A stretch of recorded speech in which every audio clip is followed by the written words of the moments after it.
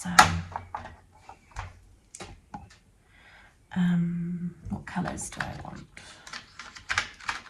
Okay, probably peachy and a pink. We're definitely going to need 2 different yellows. Maybe this orange and a little bit of a darker red. Okay, so I am going to start with this colour, I think.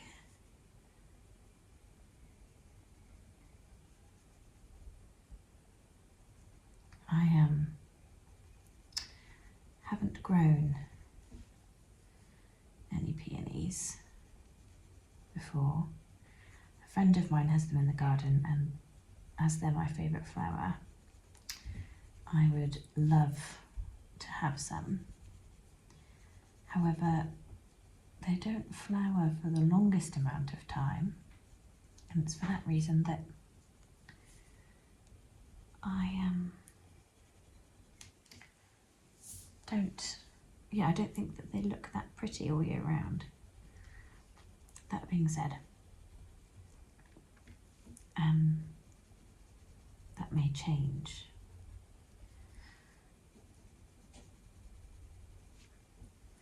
As I develop my garden, because we've not really done much to it. This week is actually the week that we're going to start to plant some of the flower beds. So I am crazy excited about that.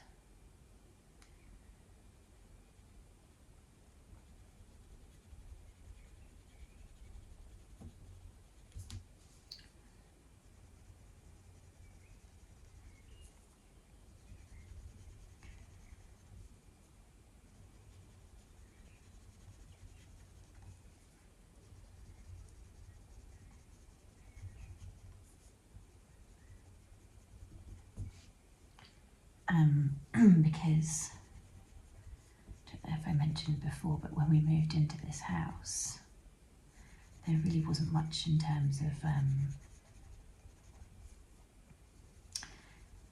other than a whole lot of weeds, there really wasn't much in terms of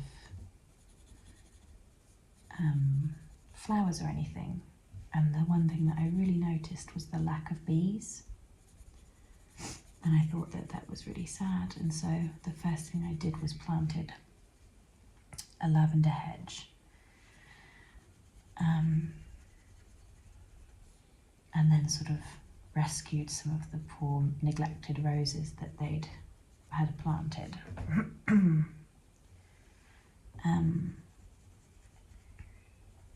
So within, a few months, really, to be honest, once, because it was quite late in the season last year that I planted, the year before last that I planted them.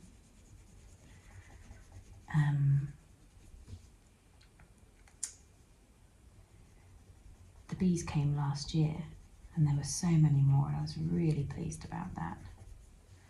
So I'm excited this year because I'm putting in about another, I'd probably say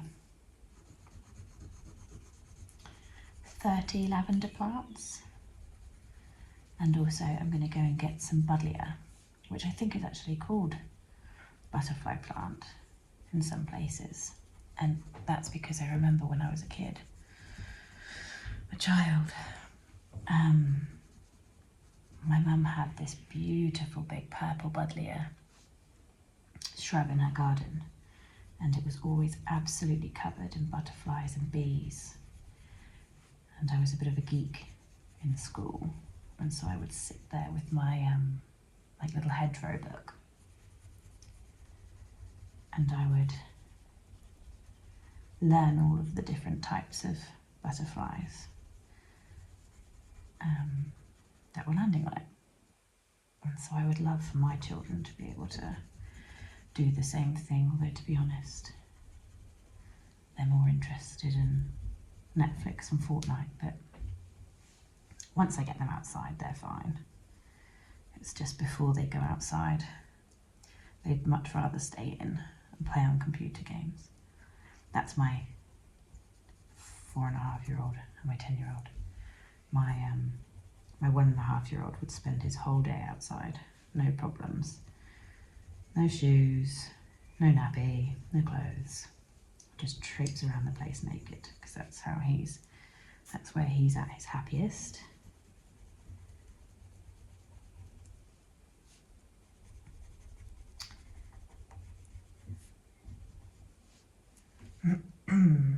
And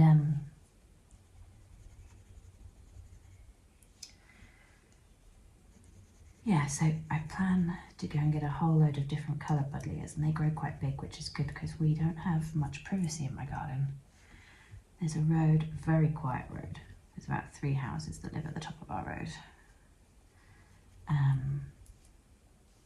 So we don't get many cars coming past, but there's never any hedging put there.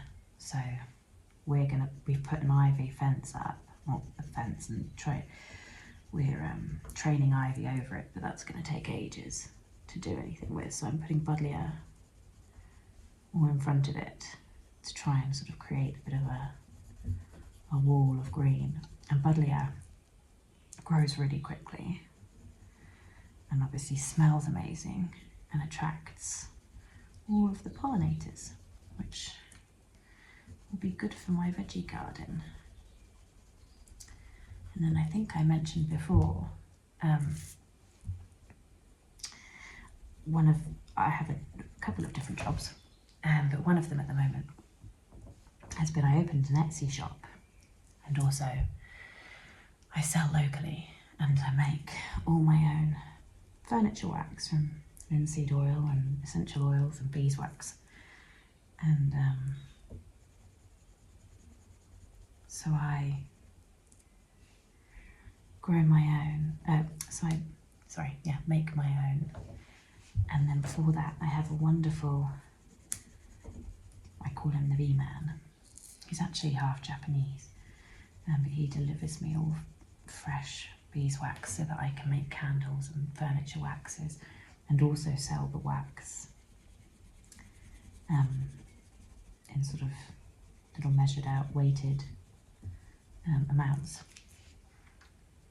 So anyway, he's coming up to deliver me some wax soon, and also have a look at our property because he wants to put some more hives around the place. And so I'm excited for him to see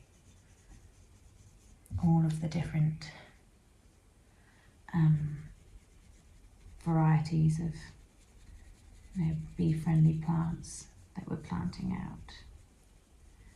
And then I also planted, so I ordered, I don't know if any of you were into your roses, but I rather like my roses. And excuse the sneezing in the background. And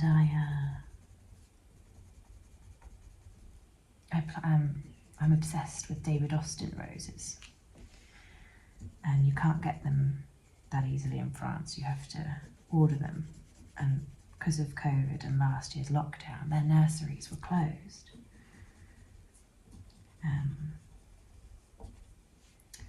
So I didn't get to order, and so I had to wait until November to order some. And so finally November came and I ordered 7. So I've planted those. I'm really, really excited to have those, because even with the roses that the lady who owned this house before left, I've always got vases full, because there's just so many. So I've always got fresh cut flowers in the house, which I adore, and it makes me very happy to do that. There we go. So there's our pinks done. So I should mention that after, these are watercolouring pencils, so afterwards I'm going to go over them with a bit of water. However, I'm not sure that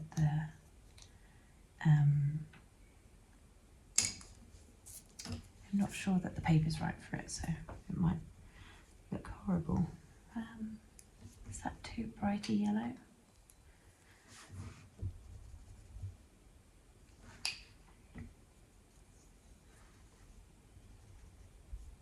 I think a mixture of different yellows and oranges would be nice in there.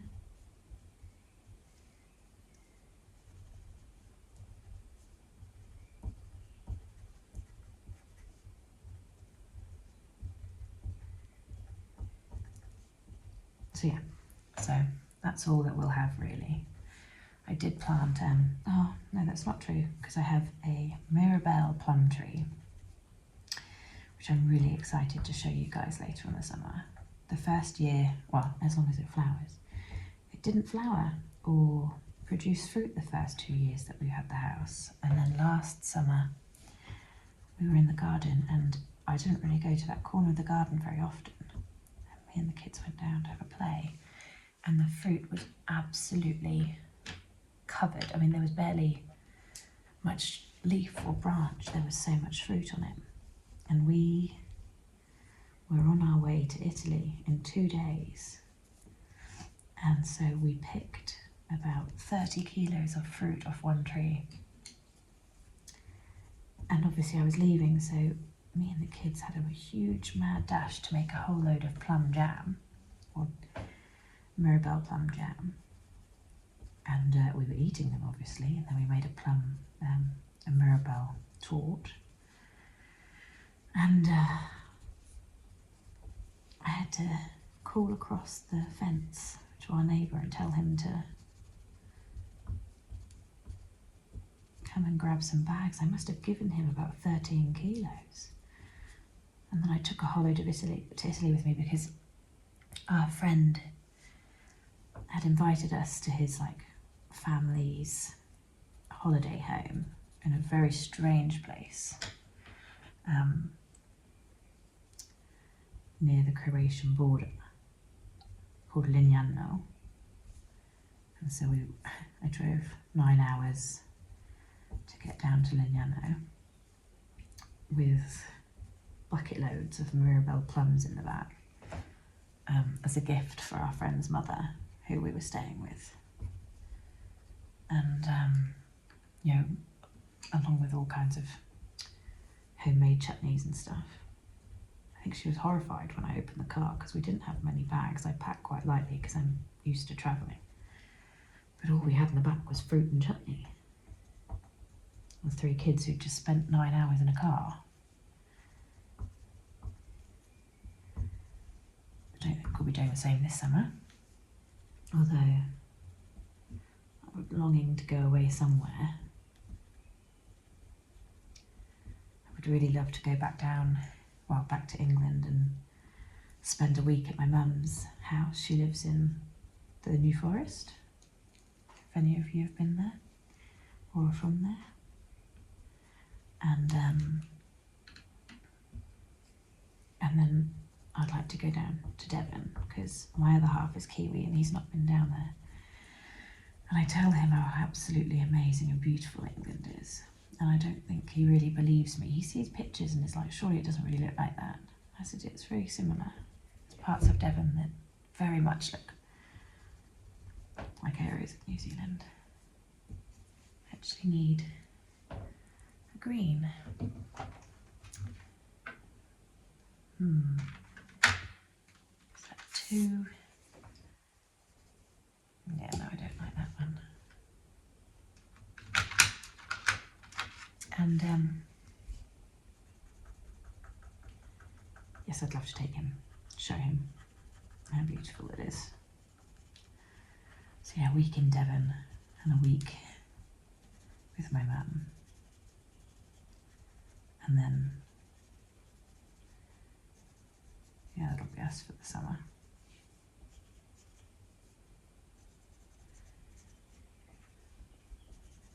funny because a lot of people come to where we are for their holidays, but when you, which is obviously the south of France, as I'm sure all of you know, but when you live somewhere for such a long time,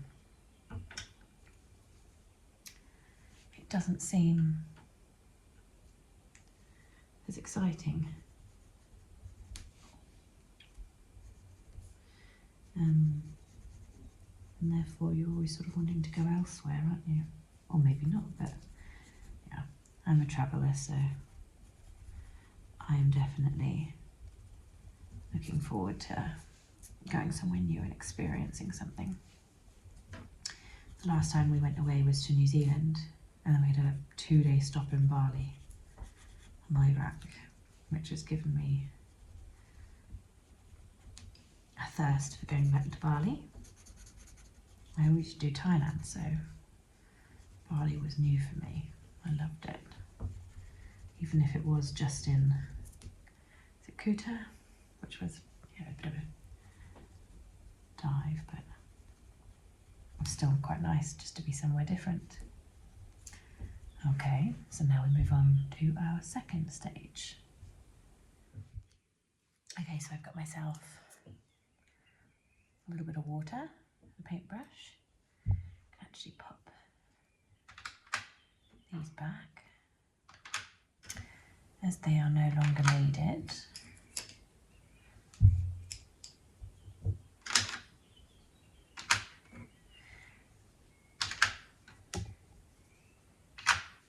Okay, so hopefully this sort of works.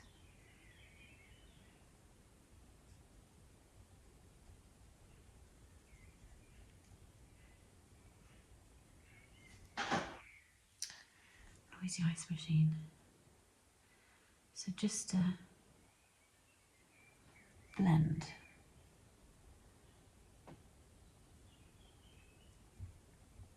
a little bit of the pink out so that my messy lines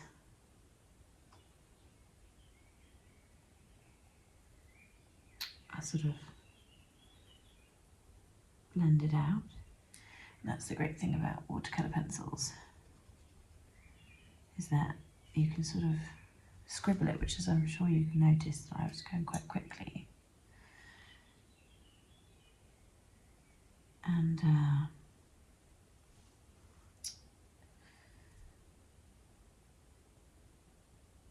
we go.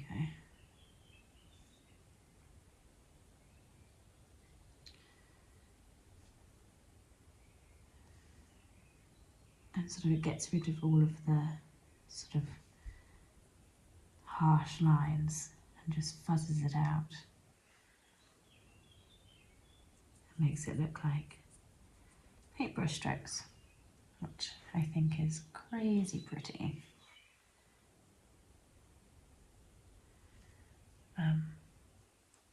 I've always loved watercolour pencils and watercolours in general. I don't often find a huge amount of time to be able to do it. I used to spend hours as a child, or even early into my teens, early on in my teens, painting fuchsias, actually. I used to love painting fuchsias. I had, I don't know if any of you had it, but there was a book, Flower Fairies, and it was the ABC Flower Fairies book. So there was like A was Apple Blossom, B was Bluebell, what was C, Comfrey maybe? Can't remember. And God, I would spend hours poring over that book every night in bed. I think that's where my love of watercolour came from. In fact, I'm pretty sure I know that is. And I always wanted to be able to illustrate. But I'm one of those people that has 1,000 hobbies, but jack of all trades, master of none. That is me down to a T. I make quilts. I like writing. I like drawing, painting.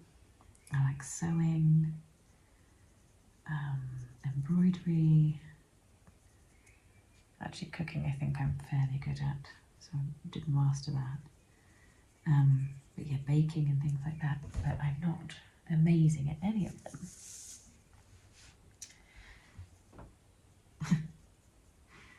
If I just focused on one or two things, it might be better, but I'm constantly finding new things to do, gardening, candle making.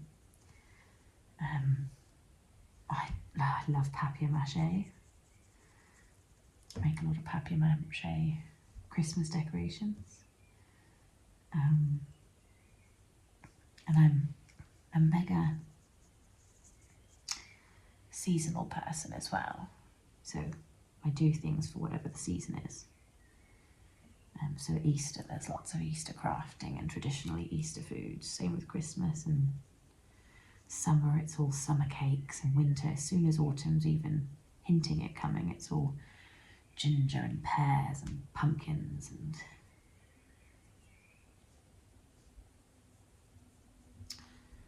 yeah, very inspired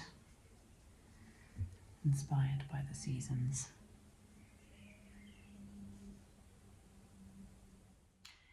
Okay, so for the finishing touches, I wanted to put some slightly redder tips.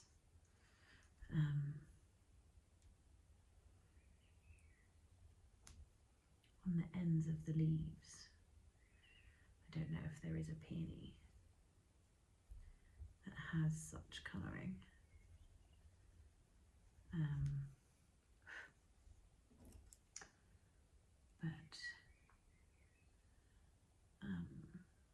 I have a rose in the garden that does, so thought I'd imitate that. I just found this colouring online. I do have books, but they're actually quite annoying to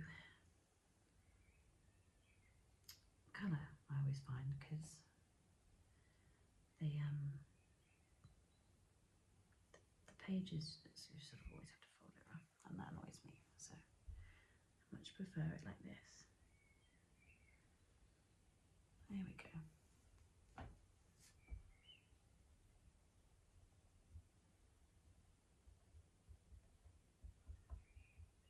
I do like the red, actually. I wasn't convinced I was going to.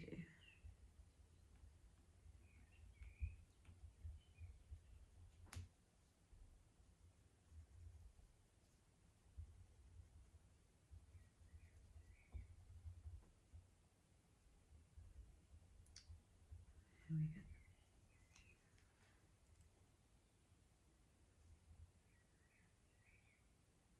I don't know if you can hear, because I don't know if the speaker is on to the point where you can hear it, but there is a lot of bird noise outside.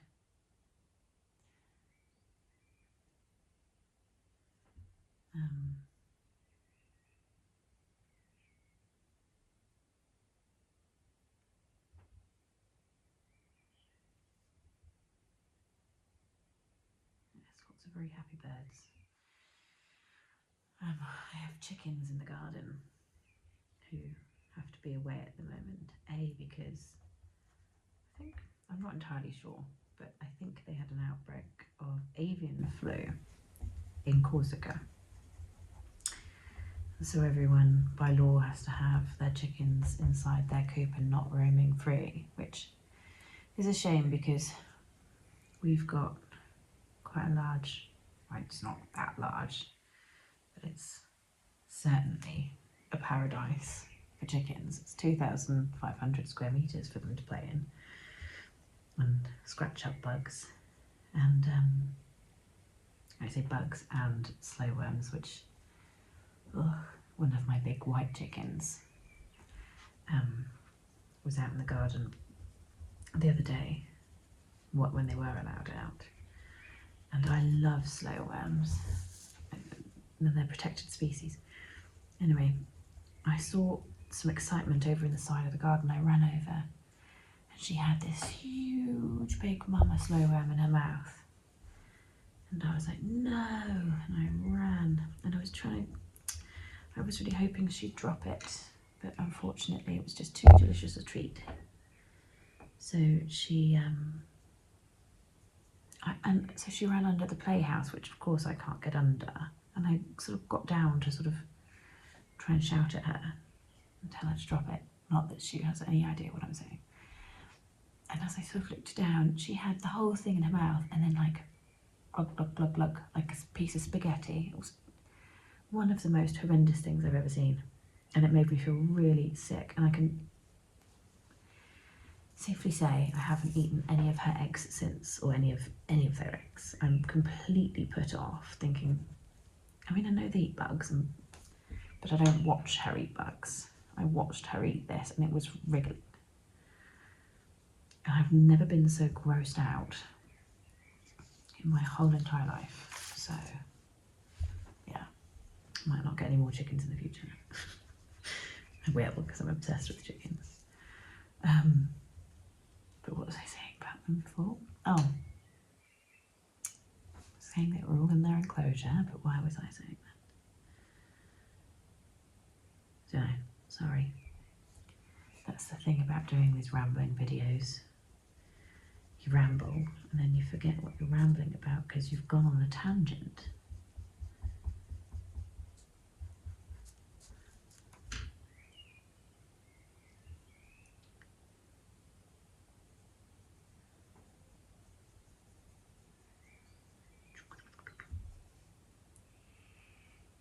There we go. Just one or two over here.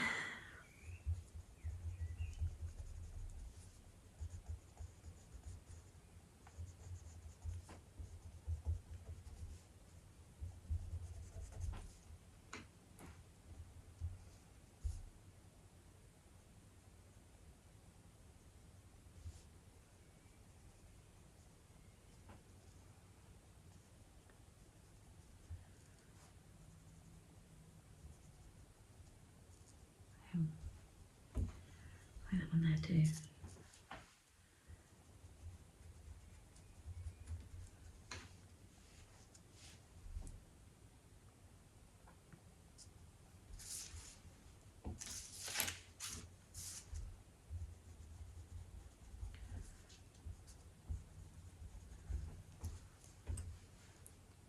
Ah, I remember what I was going to tell you.